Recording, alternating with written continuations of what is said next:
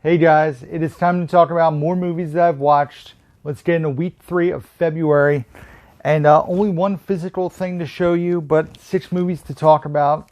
And the first one was from DVD.com, and that is Climax. So Climax is an A24 film, I believe. No, maybe not. I think it is. It is a movie that is, I believe, French, if I'm not mistaken. It's a subtitled film. I think it's French. I'm pretty sure. I was expecting a weird, bizarre movie. The movie basically was being advertised as like a dance film on drugs. Okay, I'll check it out. It looked interesting. I expected it to be weird, unsettling. It's rated R, so who knows what else I was expecting. And it delivered on all those expectations. This movie had me gripped from the beginning. There's like a 10-minute dance scene to start the movie, and I was just in. Like, the movie sucked me in and did not let go until the end. I was so intrigued. There was something that happens, I kind of mentioned it, and I'll kind of talk about it loosely, that took me out of the movie a little bit and probably stopped this from being like a 5-star watch for me. That is, this movie I did not expect to like as much as I did. I'm still shocked that I enjoyed the movie as much as I did. Let's see. Like I said, I was sucked in from the beginning, curious to see where the story was going to go. I had one gripe that happens probably in the last 15 to 20 minutes of the movie, that the director made a decision, and it really bothered me. And the decision is about how part of the film was shot. It just took me out because you couldn't see a lot of what was going on, and it just annoyed me personally. I get why, based on everything else that happened in the movie. It wasn't bizarre, but it was just annoying to watch as a viewer. There was also something that involved a child in the film that really bothered me. As a parent, I don't think it was necessary to the film as a whole. I see why they did it based on character development for one of the characters. But outside of that, those are my 2 gripes. There's like a 40-minute one-shot in this film that is insane.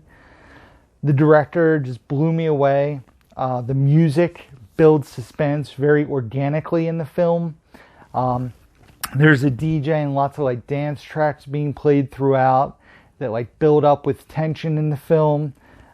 It was just a fun ride, man. I was not expecting to like this movie as much as I did. I would probably grab the Blu-ray if I came across it for a decent price. I don't think Bridget would ever watch it again. She didn't like it quite as much as I did, but I really like, just now, I'm like 2 or 3 weeks removed from the movie. I was reading all about the movie. I wanted to know all about how certain things happened or why they happened. The music is fantastic in the movie. And one of the other great things is there's great dancing throughout the movie. Obviously, I'm a fan of dance films. I like the Step Up movies, Dirty Dancing, just stuff that involves dancing. I'm a fan of. I used to watch America's Best Dance Crew on MTV back in the day. And this movie was just crazy. It was a fun watch. I give it a 4 out of 5. So, Climax. If you're ready for a ride, check it out. Not going to be for everyone. Next up, the last movie we got from DVD.com. We also got Climax from DVD.com. This was the last movie we got. This came out at the end of 2020, like probably November, December 2020. And it has a movie called Wild Mountain Time, which stars Jamie Dornan, Emily Blunt, Christopher Walken is in the film as well. John Hamm is in the movie. It's basically a romantic... It was advertised as like a romantic comedy. There were a few comedic parts, but this was more a straight romance in my opinion. I was curious about it, not overly excited to check it out. So Jamie Dornan and Emily Blunt are basically lifelong neighbors. They've known each other since they were little kids. They grow up on 2 farms next to each other. It takes place in Ireland. Emily Blunt has had a lifelong crush on Jamie Dornan. Jamie Dornan's very quirky and goofy, lacks confidence at all. And the movie centers around the death of parents. That is a big plot point in the movie, so it's a bit depressing in parts. But the good parts in the film were kind of few and far between. John Hamm plays the hateable jerk pretty well, as he tends to do in films. And I give it a 2.5 out of 5. I don't even have a lot to say about it. It was watchable, but nothing I would ever desire to go back and watch again. Next thing we watched was on HBO Max. It currently, this is a bit of a spoiler alert, even though it's March when I'm recording this, March 7th. It's currently my favorite movie of 2021. I've watched 10 movies this year, even up through last night. We'll even include all that, is my favorite movie of 2021. And that is Judas and the Black Messiah, which stars Daniel Kaluuya, as well as Lakeith Stanfield. And it's the true story, or based on a true story, as Daniel Kaluuya stars as Fred Hampton, who was a leader in the Black Panther Party back in the day. He was a party chairman for the Black Panther. Lakeith Stanfield, the movie starts out, he uses a fake badge as a way to steal cars because he thinks that people are more scared and more able or apt to give up, their keys or something easily because they fear people with badges. So he's in a pool hall. He attempts to steal a car. They kind of chase after him. He gets caught by the police. However, the FBI gets involved and basically say, if you come work for us, you won't have, you won't serve time. You won't have a record. Both of them give fantastic performances. I got totally lost in their roles. So basically, Lakeith's character is his job is to infiltrate the Black Panthers, and oh man, it's just Kaluuya is fantastic. He gives such a powerful performance in the movie. Plus, I get done the movie. I enjoy it quite a bit, and I'm reading reviews on Letterboxd an hour later. Just like, I always like to, after I write my review, go on, see what other people thought of it. People who I'm friends with, you can, click on their thing if they've written a review and read it. So, light bulb goes off as I'm reading it. As you guys know, my favorite movie, I hope you know, I hope you watched my top 10 of 2020 video. My favorite movie of the year was The Trial of the Chicago 7. And it dawned on me as I said that to myself, and I'm reading one of the reviews.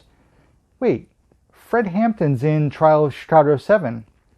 And they talk about what happens to Fred Hampton's character in the Trial of the Chicago 7.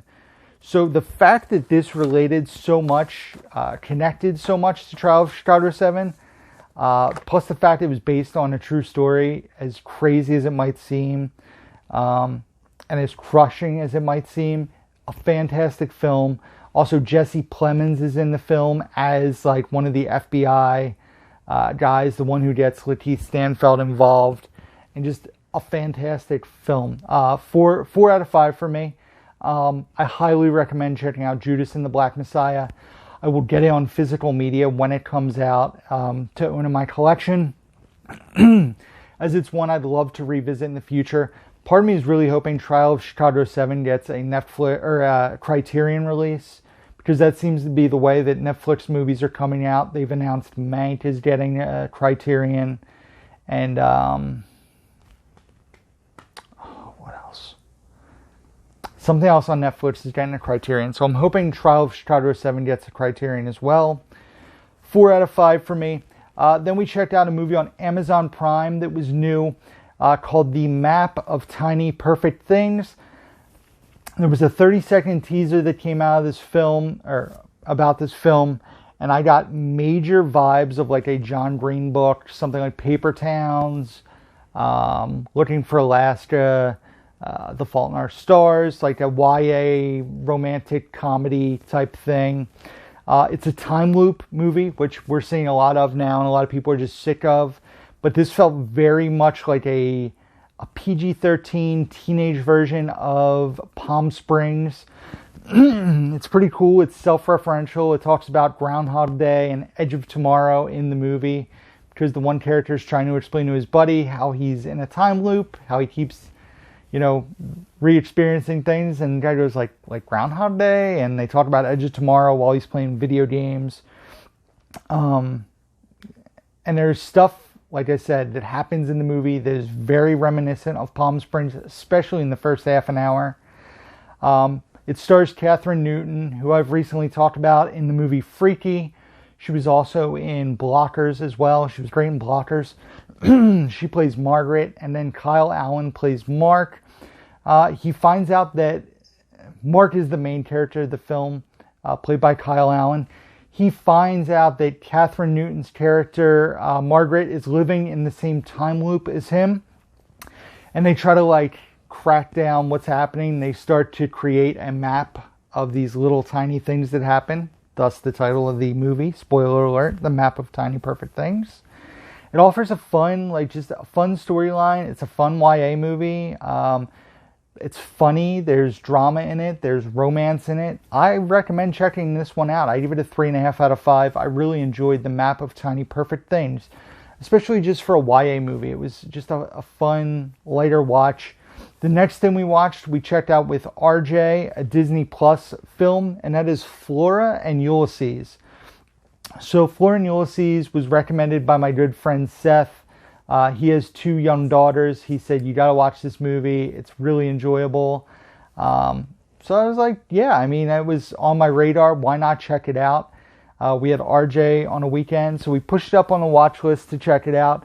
The movie is based on a book, I believe, and it's about a young girl whose parents are going through a split. And the mom is a romance writer. The dad was a comic book writer.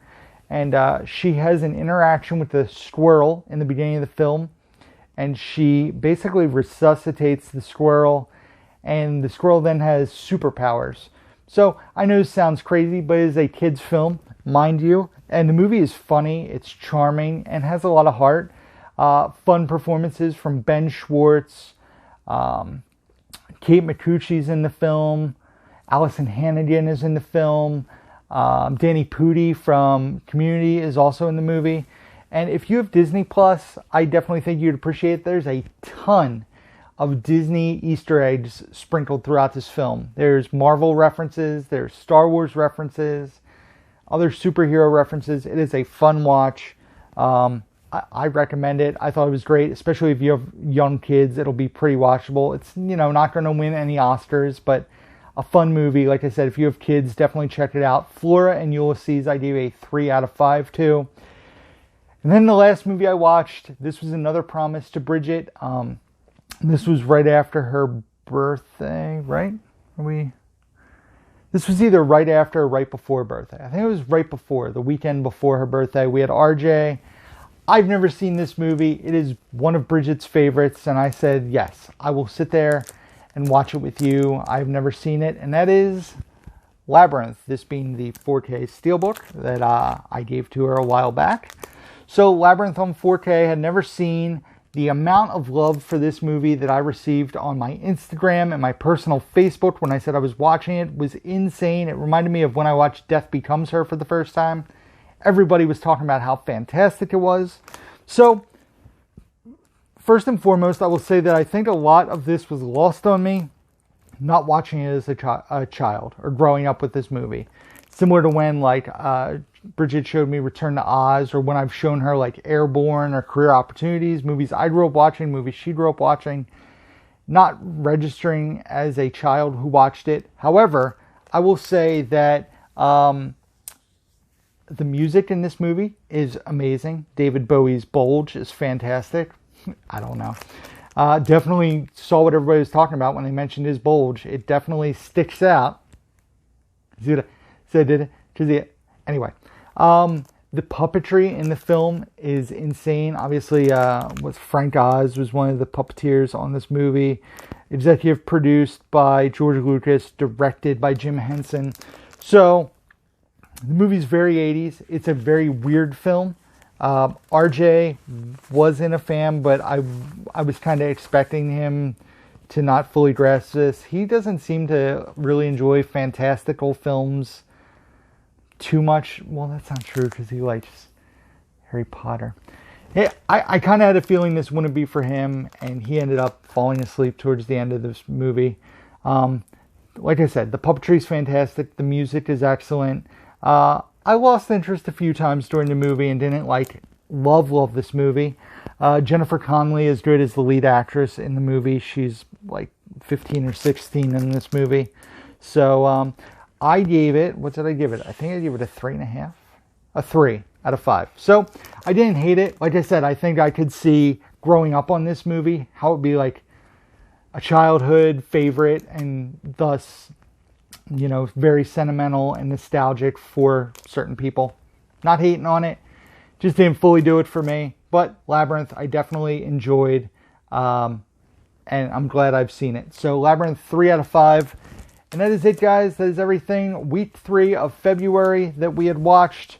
So yeah, thank you for watching. As always, be sure to subscribe if you guys don't do so already.